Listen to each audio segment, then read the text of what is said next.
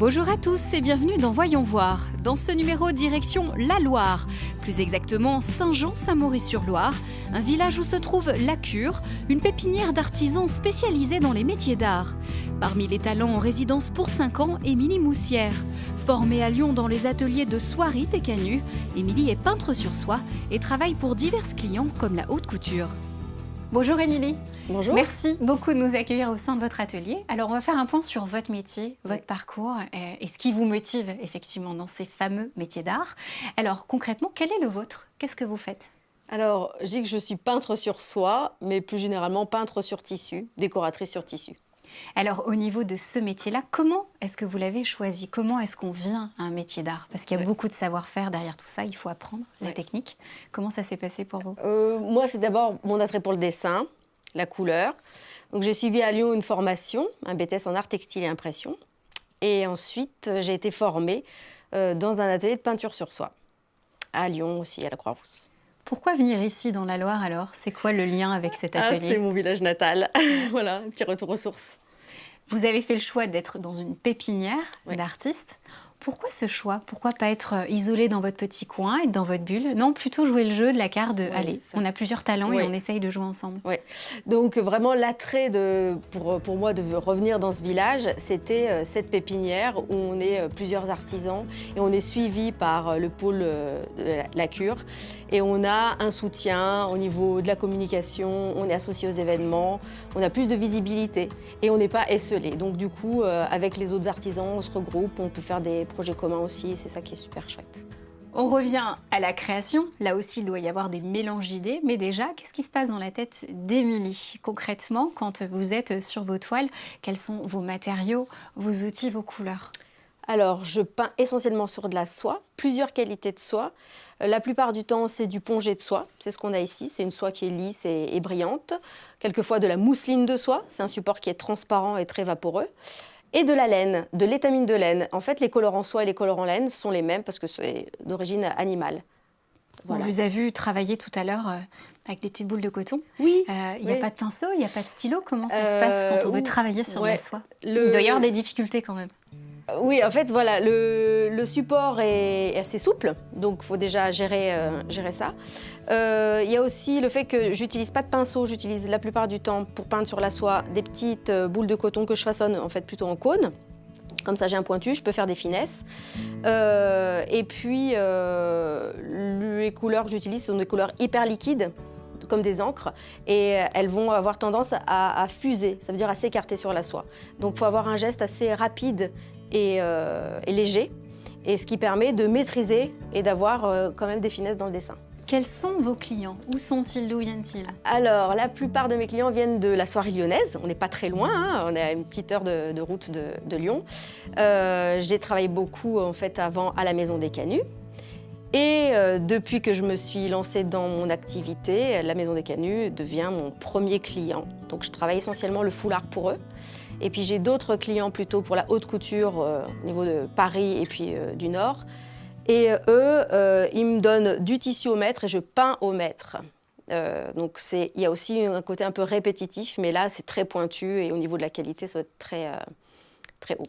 Et ce week-end, vous avez préparé une petite surprise pour les visiteurs. Vous avez invité une guest. Oui, Est-ce que vous pouvez me la présenter? Donc, il s'agit de Catherine Mététal, qui est designer textile et qui développe en fait une gamme de tissus d'ameublement. Et là, le but du jeu de ce week-end, c'est qu'on travaille en collaboration et qu'on retravaille la peinture à la main sur ces imprimés. Eh ben, on va aller voir ça. Juste le temps d'aller faire un petit tour à Pélussin et on revient vous voir. Merci beaucoup, Émilie, en tout cas. Merci. En ce début du mois d'avril, Émilie était participante aux Journées européennes des métiers d'art. L'occasion de montrer au grand public son savoir-faire, mais aussi d'expliquer la valeur d'un objet unique et fait à la main, le mérite de l'artisanat face à l'industriel. Du côté de Pélussin, c'est Florence Lemoine qui vous accueille pour découvrir les techniques de verrier d'art. Chez Florence Lemoine, verrier d'art, fileuse et aussi souffleur de verre, ancienne compagnon verrier qui a fait l'Europe avant de s'installer en 2009 à Pélussin. Donner une part de risque à un métier séculaire, c'est un peu sa marque de fabrique. J'aime bien pousser le verre dans ses retranchements en fait. J'aime bien le tremper dans l'eau pour qu'il craquelle, qu'il ressorte des formes assez improbables. L'avantage avec le verre, l'intérêt, c'est qu'on peut lui donner des tas d'effets. Ça peut ressembler à de la pierre, ça peut ressembler à de la porcelaine. Il y a la transparence, mais il y a aussi toute l'opacité qu'on peut obtenir avec le verre qui est très intéressante. Après une solide formation, elle est distinguée en 2017 parmi 380 dossiers par le prestigieux concours des ateliers d'art. Lauréate pour la région Rhône-Alpes du prix Création.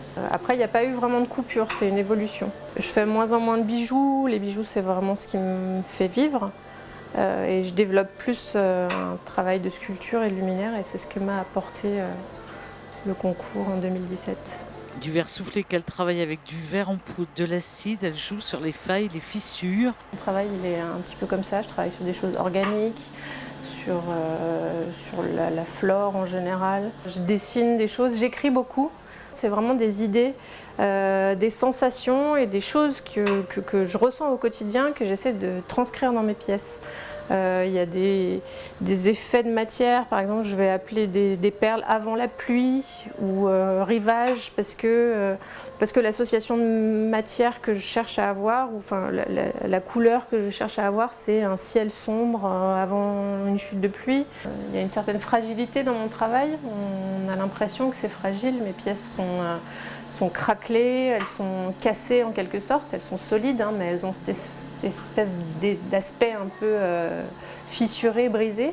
C'est ce que je trouve très intéressant parce que ça donne un effet très léger et très sensible à la matière.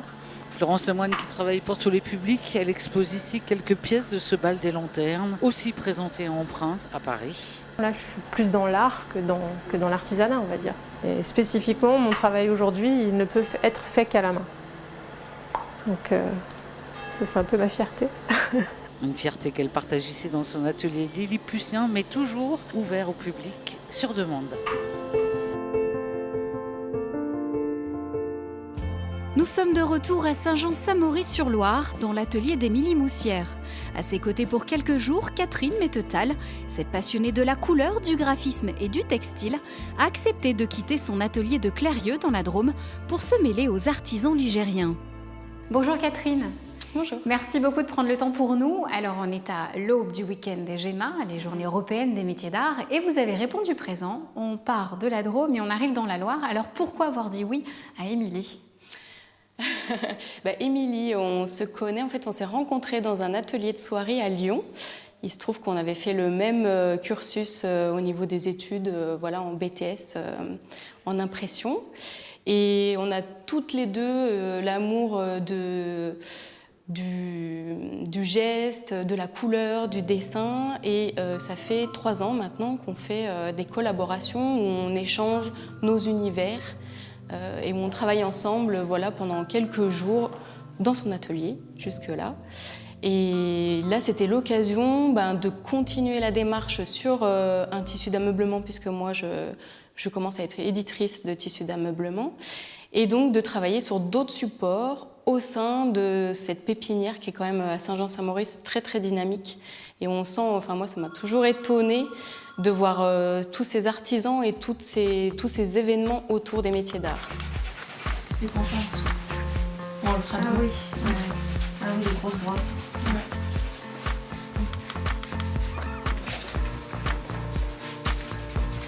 On peut sortir un peu.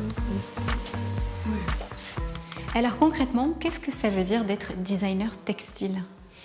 Alors, ça veut dire de faire des dessins pour des supports pour l'habillement ou pour l'ameublement. Donc on va faire des dessins pour des rideaux, des nappes. Et l'idée en fait c'est de faire un dessin qui puisse se répéter dans la longueur pour qu'on puisse imprimer des mètres et on n'est pas obligé de faire un dessin qui soit très très grand. Donc on va gérer la répétition d'un imprimé, d'une photo, d'un motif pour pas que ça se voit. Alors, quels sont vos outils ? On s'y prend à la main ou est-ce qu'aujourd'hui le numérique a pris le pas sur votre métier ? Comment ça se passe ? Alors, le numérique a une partie vraiment très importante parce que déjà, moi, je choisis d'imprimer en impression numérique. Donc, c'est forcément un fichier. Par contre, j'aime beaucoup le dessin. J'ai une formation Beaux-Arts avant de faire un BTS, donc j'utilise aussi beaucoup la main. Et je vais faire des croquis à l'aquarelle, des croquis sur le vif, de dessins de fleurs. Je vais mêler des photographies aussi à des dessins. Donc c'est sûr que voilà, il peut y avoir une base à la main que je vais scanner ou prendre en photo et retravailler sur l'ordinateur pour faire aussi la répétition avec voilà, les logiciels appropriés pour la répétition et pour travailler aussi la coloration pour qu'en impression on ait ce qu'on souhaite comme couleur. Parce que ça va passer dans une machine, donc voilà, il faut connaître un peu les calibrations et ça se fait sur ordinateur aussi. Est-ce qu'aujourd'hui, les réseaux sociaux, Internet, c'est un vrai plus pour un artisan d'art? Parce qu'on n'est plus le petit artisan de quartier où il y a simplement les gens autour de nous qui étaient au courant de ce qu'on faisait. Mais ça vous ouvre une nouvelle porte et puis peut-être un business, un e-commerce. Quelqu'un aujourd'hui à Brest ou à Paris peut commander vos pièces. Ça facilite les choses? Moi, j'espère en fait. Je compte là-dessus parce que pour des raisons familiales, donc j'ai déménagé à la campagne. Donc c'est super pour l'inspiration. Par contre, en effet, je suis coupée du public et du coup, Internet, c'est ma vitrine et les réseaux sociaux, c'est une façon de me faire connaître dans toute la France, voire le monde. Donc c'est important. Et en plus, il y a le côté communauté où moi, quand j'ai commencé sur Internet pour me faire connaître en tant que designer textile, j'ai pu rencontrer d'autres designers textiles qui ensuite on s'est donné, on est complémentaires, on se donne des petits tuyaux, on se dépanne, ou on peut aussi se passer des commandes s'il y a une demande d'un client, on ne peut pas répondre. Voilà, donc Internet, il y a le côté réseau, il y a le côté visibilité. Donc oui, c'est quand même important. Dernier point, le week-end qui se prépare avec Émilie, qu'est-ce que vous attendez de ces futures rencontres? Défendre un nouveau visage de l'entrepreneuriat ou féminin ou de ces nouveaux métiers d'art? Eh ben, j'attends surtout de l'échange, de rencontrer du public. Voilà. Moi, c'est la première fois que je vais présenter ma collection de tissus d'ameublement. Donc voilà, l'idée c'est d'échanger avec Émilie déjà, nous au niveau artistique, et puis d'échanger avec le public. Et voilà, et d'autres artisans qui sont aussi dans la pépinière. Voilà, toute une petite émulation artistique sympa, quoi. Un week-end de création. Merci beaucoup, Catherine. Merci à vous. Belle continuation. Merci. Les tissus de Catherine sont tous éco-responsables, conçus, imprimés et fabriqués en France. Une philosophie partagée par les 6000 artisans métiers d'art que compte notre région. Une fabrication 100% française et raisonnée dans plus de 280 métiers. Sûrement la plus belle des signatures de notre territoire.